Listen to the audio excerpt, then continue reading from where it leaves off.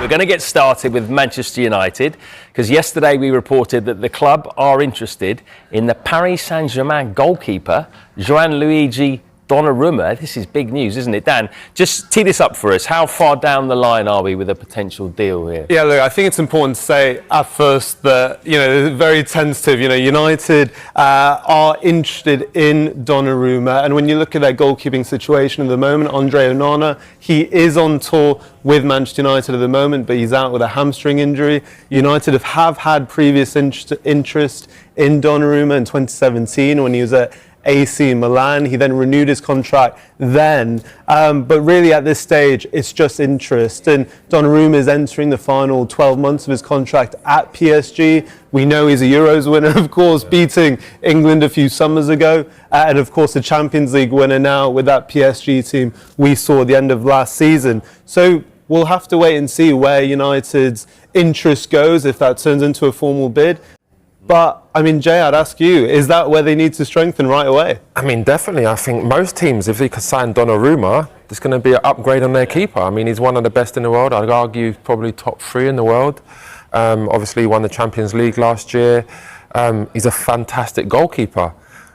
He's a different kind of goalkeeper to Onana. Of course, we see Onana, even though he had an indifferent season last year, there were some very good moments, but then there was a lot of mistakes, and obviously with them mistakes, it's highlighted. You remember those mistakes. So I can understand why Man United would be looking at Donnarumma. Like I said, he's got a year left on his contract. Is this a situation where his agent's trying to get more money out of PSG? Is it a situation where he might just wait until the January transfer window, because then he can speak to foreign clubs and then maybe leave at the end of the season on a free? We don't know, but there's one thing for sure, he's a fantastic keeper. Yeah. You can see there, Onana, 8 errors leading to goals. That's the most of any goalkeeper in the Premier League last season. You mentioned it there, are different types of goalkeepers, aren't they? Donnarumma, we saw pull off some amazing saves in the Champions League, particularly against Arsenal. But is he as good with the ball at his feet as someone like Onana? I wouldn't say he's as good with his feet as Onana, but ultimately you want your keeper to make saves. And if you can have a great goalkeeper who's decent with his feet, I personally would take that over someone that's very good with their feet, that don't make a lot of saves and makes more mistakes. Yeah, I do think that you have to remember, yes, Onana did have a few mistakes last season, but he also did have a few man-of-the-match performances as well. I remember one in particular against Brentford. He made a fantastic double save, among many others, that game. And he also won save of the month a few occasions last season as well. So, yes, he had some mistakes in him. But I think Manchester United as a whole, as you know, Jay, when a squad themselves aren't feeling all that confident, maybe does a goalkeeper, a forward, maybe need a bit more empathy, even though those positions get so much more attention. Yes, but I think the way keepers are judged, especially at the biggest clubs in the world, the top clubs, is they're not going to have many shots to save. You look at like Alisson, you look at Edison, you look at them kind of keepers in the Premier League, they might have 2 shots to save in the 90th minute. And you have to make them.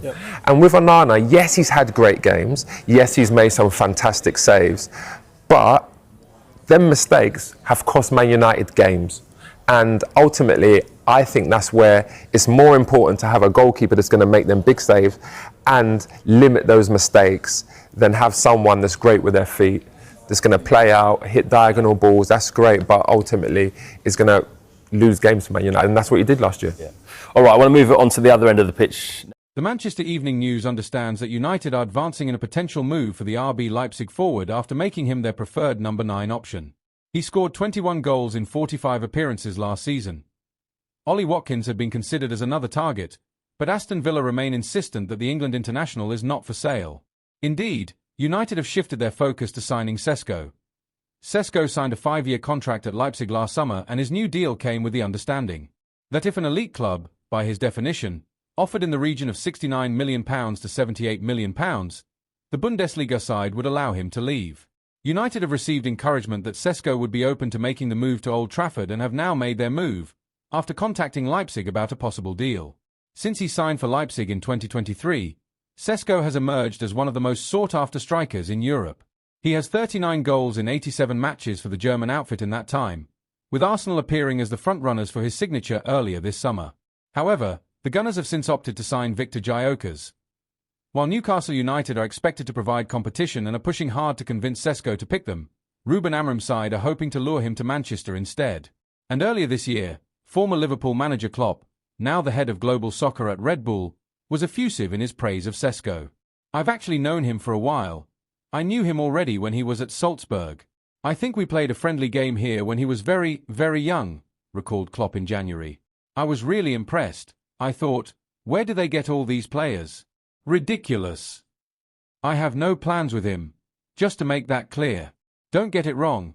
I will not show up in training and tell them what to do. Our plan, and I don't have to ask Marco Rose what his plan is with him, Sesko. I know it. He wants to help him score as many goals as possible.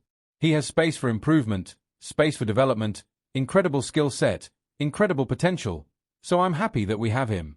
Juventus General Director Damian Comolli has seemingly dismissed the prospect of signing Manchester United winger Jadon Sancho. The England international was among the 5 players who expressed a desire to leave the club, which led to the delayed start of their pre-season preparations to explore options. The former Liverpool and Aston Villa chief explained that the Serie A giants currently have an embarrassment of riches within their wide attacking department. However, he didn't entirely close the door on the prospect of a move, as he revealed that they will be ready to make a move if a player leaves. Sancho spent last season on loan at Chelsea as he helped guide the Londoners to UEFA Conference League success, beating fellow United loanee Antony and Real Betis in the final. But the Stamford Bridge paid to relieve their buyout clause for the 25-year-old. Reports emerging from Italy in recent months have claimed that Juventus have been in a position to sign Sancho. Tutto Juve relayed a report from La Stampa that United had agreed to sell the former Borussia Dortmund attacker for £17.3 million, which is reportedly £4.3 million less than the club's valuation. The move, it was suggested, would see Sancho take a pay cut in order to make the move to Turin. However, the Italian side's general director has spoken to reporters and somewhat dismissed claims that they were closing in on the United outcast. "We have 2 of the best wingers in the world in Yildiz and Conceição, plus Nico Gonzalez, who's an excellent player," Comolli said. "If anyone leaves, we'll be ready for the transfer market." Alejandro Garnacho could have second thoughts over a potential switch to Chelsea after one Manchester United cult hero labelled it as his biggest regret. The Red Devils winger has been linked with a switch to West London this summer, with the 21-year-old not in Ruben Amorim's plans going forward. TalkSport understands Garnacho is keen on the move to Stamford Bridge, but United are pushing for a deal of at least £40 million. Should Garnacho swap Old Trafford for Stamford Bridge, he would be the first player in 22 years to move directly from United to Chelsea on a permanent deal. The last player to make the move was his compatriot Juan Sebastian Veron in 2003.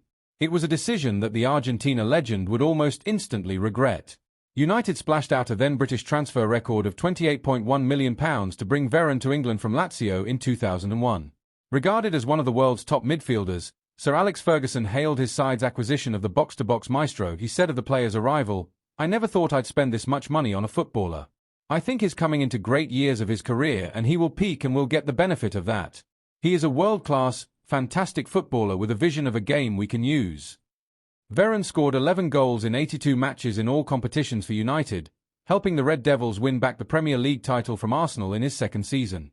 But he was allowed to depart months later, with Chelsea's new owner Roman Abramovich identifying Veron as the perfect player to showcase his ambitions plans for the future.